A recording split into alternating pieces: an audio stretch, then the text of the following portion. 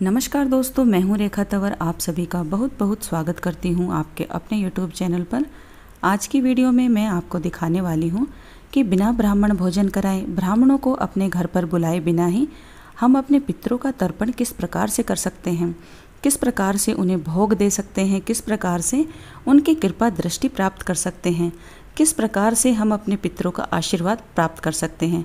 बिल्कुल साधारण सी और सरल सी विधि मैं आपको बताऊंगी। अगर आपको यह वीडियो पसंद आए तो चैनल को लाइक और सब्सक्राइब अवश्य करें। बेल आइकन को भी प्रेस कर लें ताकि पूजा पाठ, व्रत, त्योहार की सभी वीडियो का नोटिफिकेशन आप देख पाएँ सबसे पहले। जब भी आप अपने पितरों का तर्पण करते हैं तो साफ लोटा ले लें, उसमें सबसे पहले आप गंगा जल डाल लें। उसके बाद आप साफ शुद्ध पानी से उसको भर लें। इसके बाद आपको अगर दुर्वा, डाब, कुसा, अगर इनमें से कोई भी चीज़ मिल जाए तो वो आप अवश्य ही डालें। इसके बाद आपको तुलसी दल अवश्य डालना है। तुलसी दल अपने देवताओं को, अपने पितरों को मोक्ष की प्राप्ति कराता है और मृत्यु के समय तुलसी दल सभी के मुखों में डाला जाता है ताकि उन्हें मोक्ष की प्राप्ति हो। इसके बाद आपको काले तिल डालने हैं, सफ़ेद फूल डालने हैं और थोड़ा सा कच्चा दूध। ये सभी चीज़ें डालकर आपको अपने पितरों का ध्यान अवश्य करना है। जो भी आपके घर में ज्ञात अज्ञात पितृजन हैं उनको याद करते हुए आपको ये सभी सामग्री तैयार करनी है। अगर आप पितृपक्ष में किसी वजह से ब्राह्मण को अपने घर पर बुलाकर भोजन ना भी करवा पाएँ तो आपको उनके निर्मित कच्चा सामान अवश्य निकालना चाहिए। आप चाहें तो ब्राह्मण को घर पर बुलाकर भी भोजन करवा सकते हैं।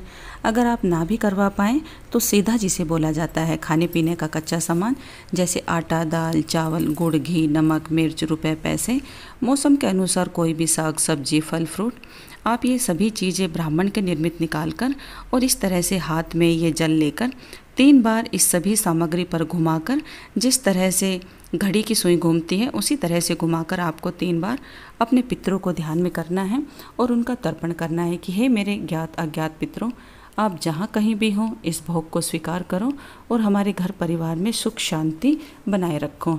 इस तरह से आप अपने पितरों का तर्पण करें। अपने पितरों से क्षमा याचना भी अवश्य करें कि कोई भूल चूक हो तो उसे माफ़ करें और इस भोग को आप ग्रहण करें। और इस प्रकार से 3 बार जल घुमाकर आपको यह जल किसी ऐसे स्थान पर डालना है जहाँ पर किसी का पैर ना पड़े या कोई गंदा स्थान ना हो।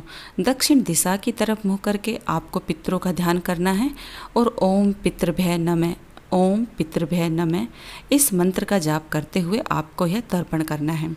तर्पण आप जब भी करें तो दक्षिण दिशा की तरफ ही आप अपना मुख रखें और अपने पितरों का मन ही मन ध्यान करें। इस तरह से आप अपने पितरों का बिल्कुल सरलता पूर्वक से घर पर ही तर्पण कर सकते हैं। और ये श्राद्ध पक्ष के जो 15 दिन हैं उनमें इस प्रकार से आपको तर्पण अवश्य करना चाहिए। आपके घर में जो भी बड़े बूढ़े हैं आप चाहें तो वो कर सकते हैं। अगर बड़े बूढ़े किसी वजह से ये तर्पण ना कर पाएँ तो घर की जो मेन महिला हैं, जो घर की गृहिणी हैं, वो भी इस प्रकार से तर्पण को कर सकती हैं। इसके बाद इसी सभी सामग्री को आप चाहें तो किसी पंडित जी को दान कर दें या फिर आप किसी अड़ोस पड़ोस के मंदिर में भी इस सामग्री को आप वहाँ पर भिजवा सकते हैं।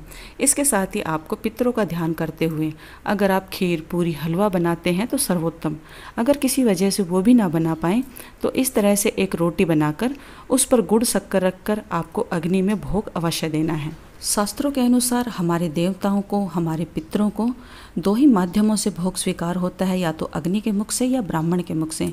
अगर आप किसी वजह से ब्राह्मण को अपने घर पर ना बुला पाएँ तो इस तरह से आप अग्नि जलाकर उसमें आहुति देकर अपने पितरों का ध्यान करके आप इस तरह से उनका तर्पण कर सकते हैं। बिल्कुल साधारण सी सरल सी विधि मैंने आपको बताई है। अब इस रोटी के इस तरह से छोटे छोटे टुकड़े करके आप चाहें तो अपने घर की छत पर, बालकनी में या कुत्ते, बिल्ली, कोए को भी आप खिला सकते हैं, क्योंकि पितृपक्ष में कुत्ते के रूप में, कोए के रूप में, गाय के रूप में हमारे पितृगण हैं वो धरती पर आते हैं हमसे भोग लेने के लिए।